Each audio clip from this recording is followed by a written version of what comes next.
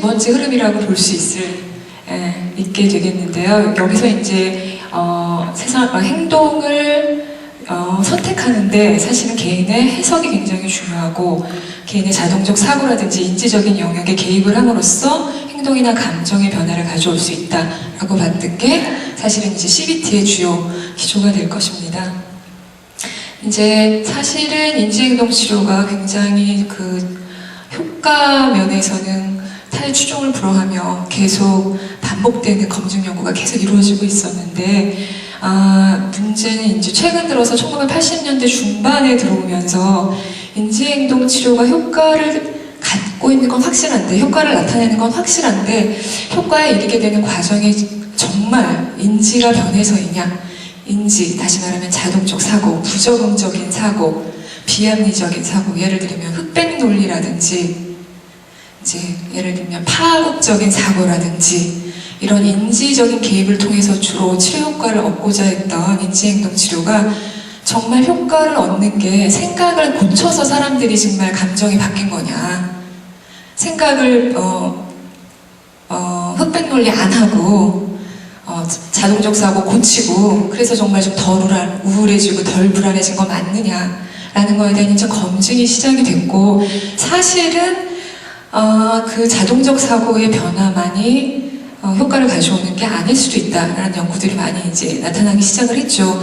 반대로 인지행동 치료뿐만 아니라 약물 치료에서도 약물 치료를 받아도 치료가 끝날 때쯤에는 부적응적인 사고가 줄고 비합리적인 사고가 줄고 사고의 변화가 일어나더라라고 하는 거죠. 그러니까 무슨 소리냐면은 치료 이론하고 치료가 목표로 하는 과정하고 치료 결과가 일관되지 않다라는 연구들이 생겨나기 시작을 했습니다. 그래서 뭔가 다른 과정이 있는 것이 아니냐, 다시 말하면 치료의 효과를 거둘 수 있게 하는, 사람의 마음을 변화시키고 도와줄 수 있는데 생각을 변화시키는 거 말고 다른 것이 있는 게 아닌가라는 연구들이 이제 생기기 시작을 했습니다.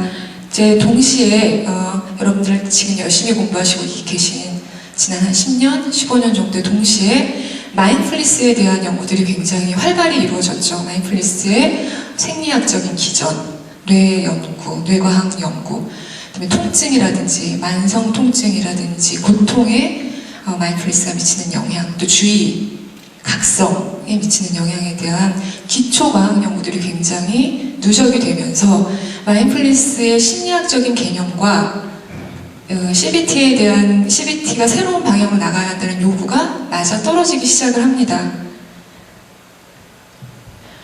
그래서 이제 문제는 아주 간단한 데서 사실은 액트는 생겨나게 된 겁니다. 무슨 말씀이냐면 현상과 내 생각이 다르다면 생각을 바꾸는 게 맞다는 거죠.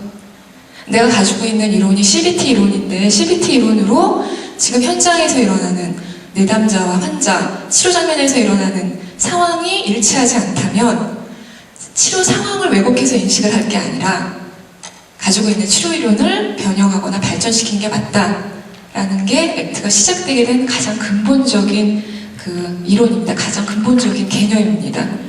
그래서 액트는 가장 근본적인 건 상황이 바뀌면 생각, 판단이 바뀌어야 한다. 이게 사실은 액트가 추구하는 치료적 목표이기도 합니다. 심리적 유연성이죠. 내가 머릿속에 가지고 있는 판단과 현실이 다르다면 현실을 짜맞출 게 아니고 판단을 바꿔야 한다라는 거죠. 그래서 이론도 CBT만으로 충분하지 않다면 그걸로 계속 설명하려고 노력하기보다는 새로운 이론의 발전, 새로운 개념들이 필요하다고 보기 시작한 겁니다. 그래서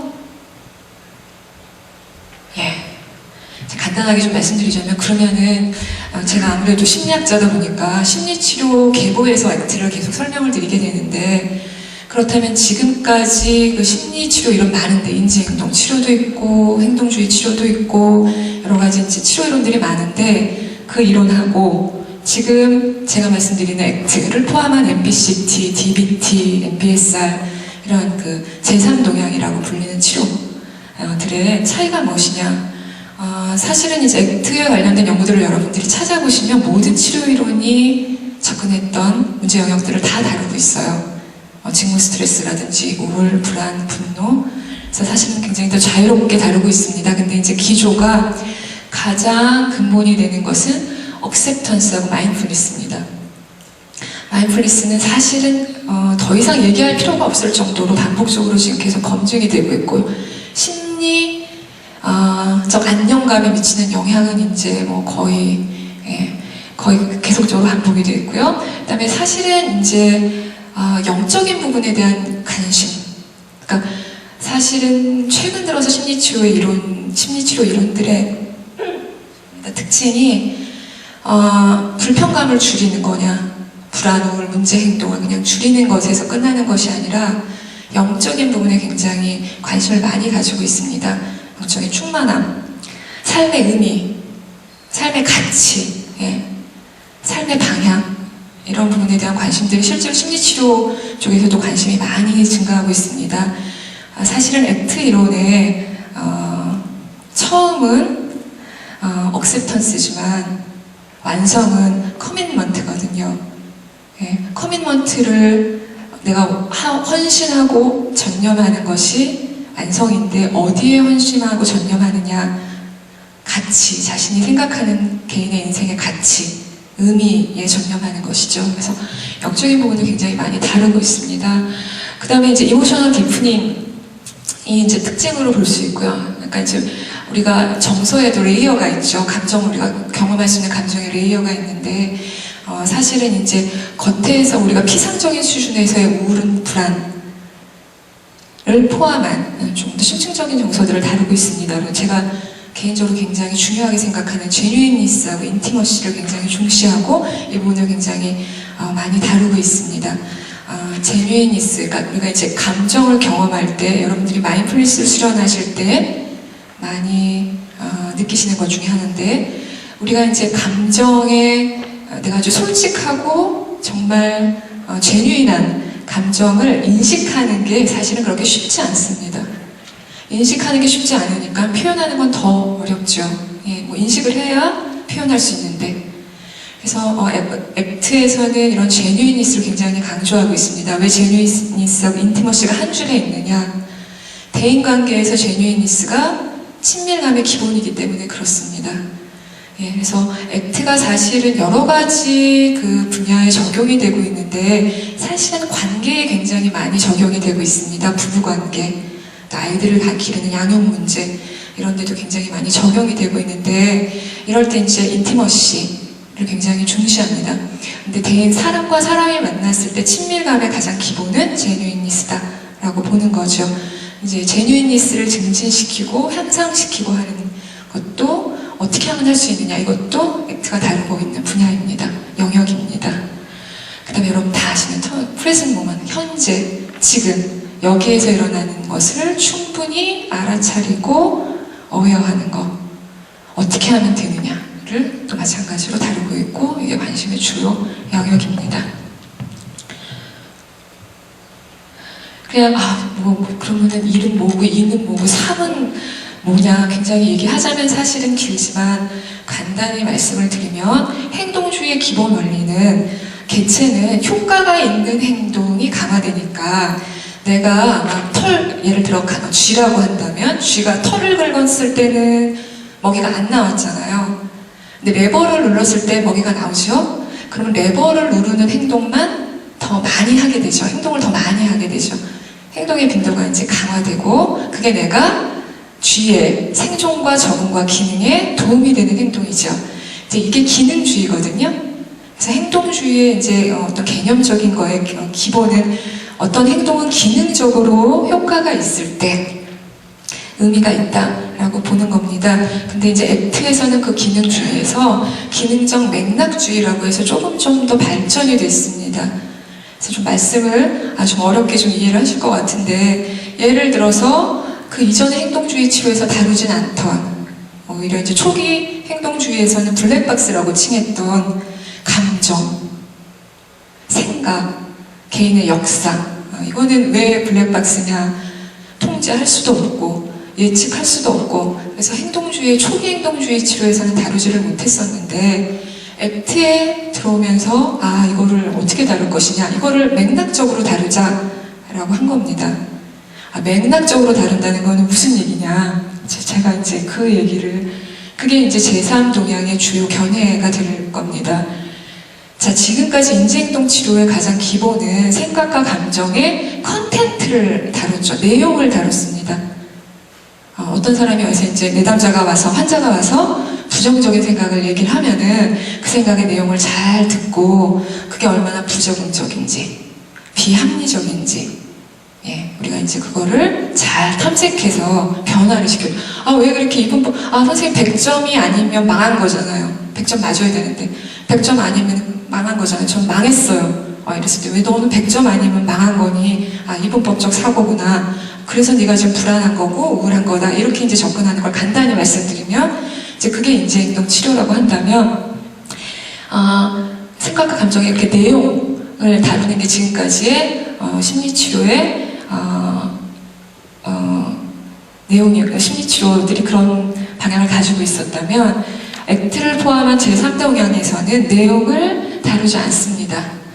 왜냐하면 생각과 감정의 내용은 역사를 가지고 있다는 거죠. 지금 그 사람이 그렇게 생각하는 데에는 그 사람만의 어떤 역사가 있다는 겁니다.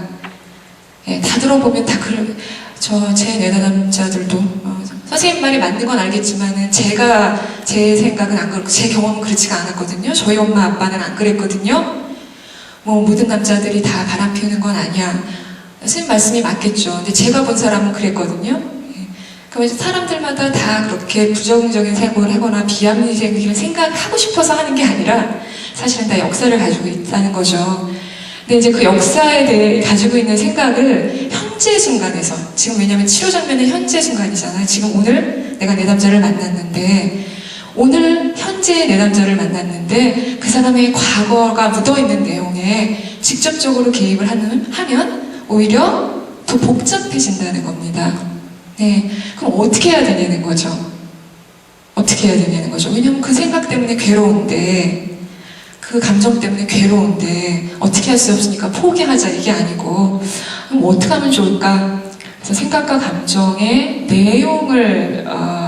내용에 개입하는 게 아니라 맥락에 개입하면 된다라고 본 겁니다. 맥락이라는 건 뭐냐면 모든 생각과 감정의 결과가 있잖아요. 그쵸? 생각과 감정의 내용 자체를 다루는 게 아니고 생각과 감정이 결국은 행동에, 내 적응과 기능에 미치는 영향을 기준으로 맥락적으로 보자는 거죠. 이게 이제 맥락적으로 보는 게 말이 쉽지. 선생님 그렇게 부정적인 생각이 드는데 그걸 어떻게 맥락적으로 봐요? 쉽지 않죠. 그래서 마인드풀니스가 필요합니다. 그래서 실제로 액트의 각각의 과정에 마인드풀니스의 기법들을 응용한 것들이 굉장히 많이 들어가 있어요. 그래서 맥락적으로 이해하기 위해서는 생각에 빠져서는 맥락적으로 이해하기가 어렵죠. 내가 어떤 생각을 하고 있는데 그 생각에 빠져있다는 거는 내용을 지금 내가 분석하고 있다는 거죠.